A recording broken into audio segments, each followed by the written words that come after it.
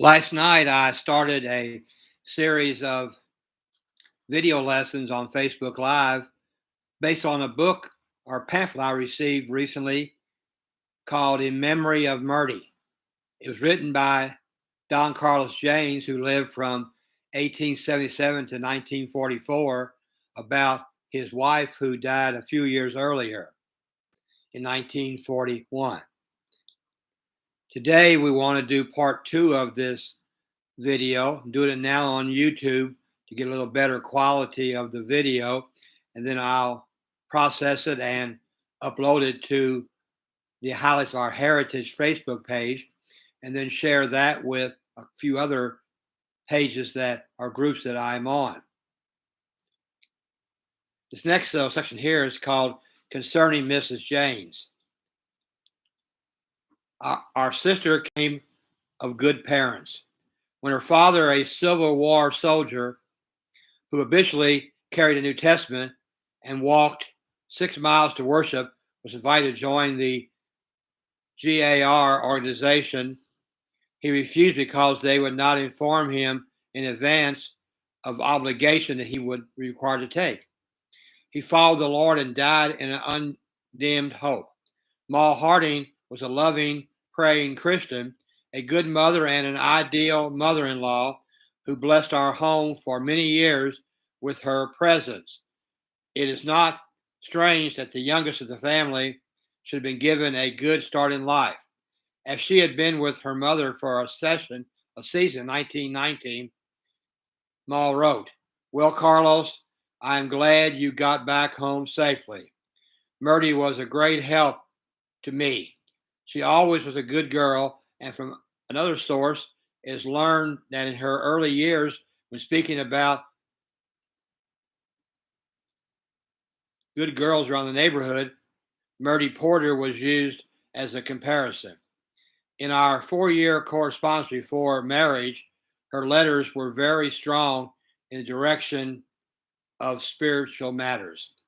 Once, when Brother D.H. Friend issued a question in the Highland Church, Louisville, asking for a definition of an ideal Christian, a good number cited Sister James.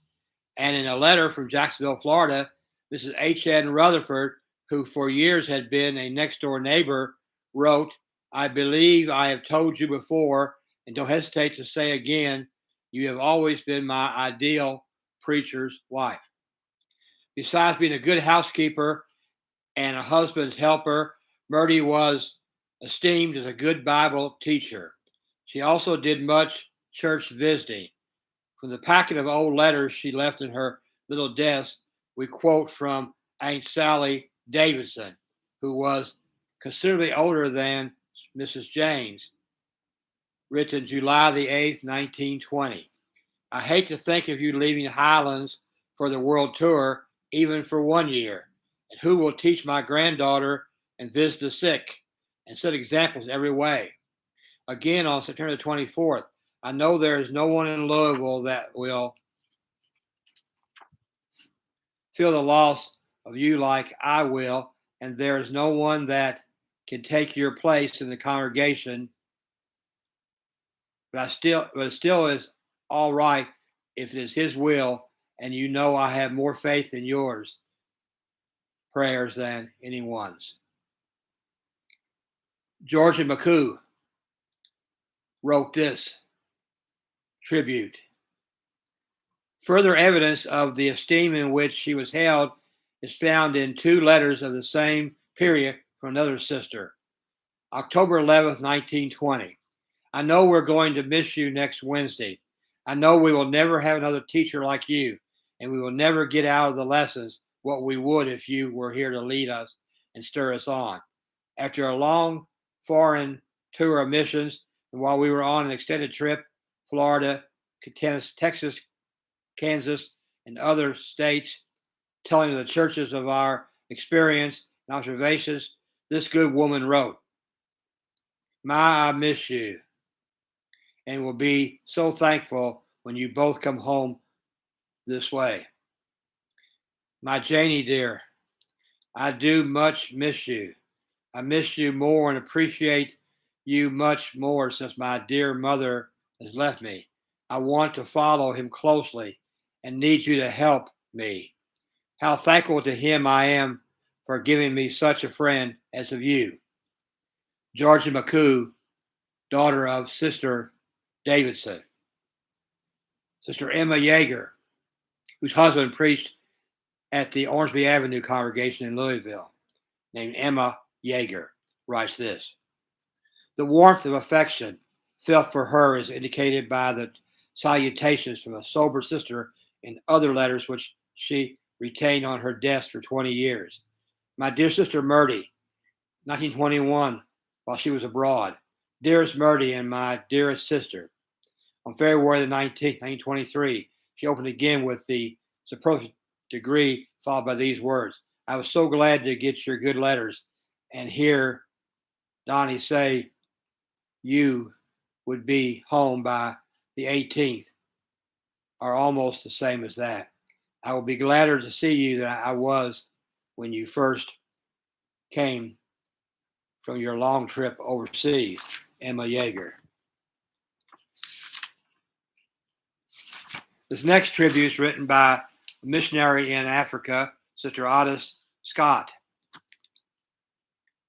Her daughter, Helen Pearl, was the second wife of Brother Dow Merritt, who was missionary in Africa for many, many years. I've been corresponding with Helen Pearl and Dow Merritt's youngest daughter, Sister Georgia Estes, in the last month or so. But Sister Scott writes, how beautiful, sweet, and how precious was Myrtie. She was one of the fairest and rarest of the flowers in the great garden of God, pure as a lily, and her life was as beautiful as one. The fragrance from it was borne not only across the mountains and plains, but across the ocean. When this lovely flower was being pressed by the heavy hand of suffering, the fragrance became even richer and more lovely.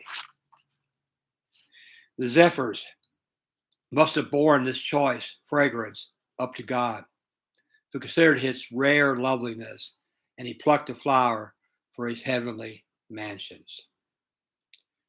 Brother E.L. Jorgensen wrote these words.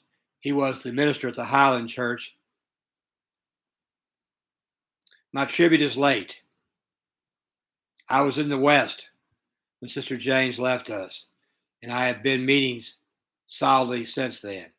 For 35 years, from the early days in the school at Odessa, Missouri, I have known her as a Christian, neighbor, friend, and helper in the local congregation. In the most radiant days of Highland Church, until our present upsurge, Janie and Sister Yeager, now at Ormsby Avenue, were our best and busiest house-to-house workers. Only her illness stopped this fine activity. Until the end, almost, she kept her mental faculties, her memory of persons, places, and things, and her keen interest in the church and preachers and missionaries. Time and time again, we prayed together and talked of heavenly things.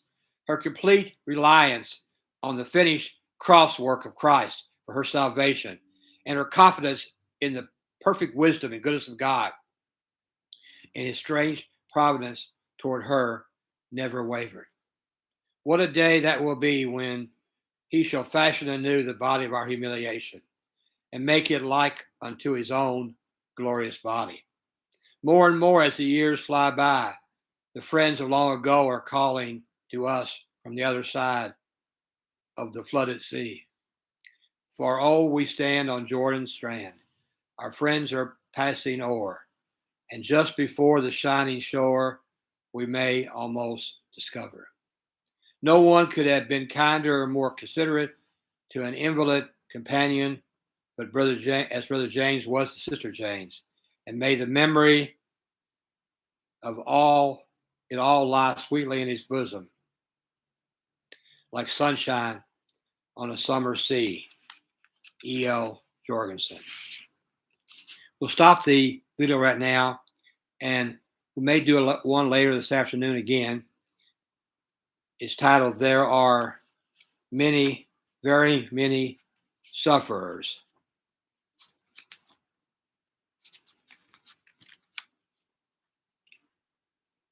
Thanks a lot for watching this.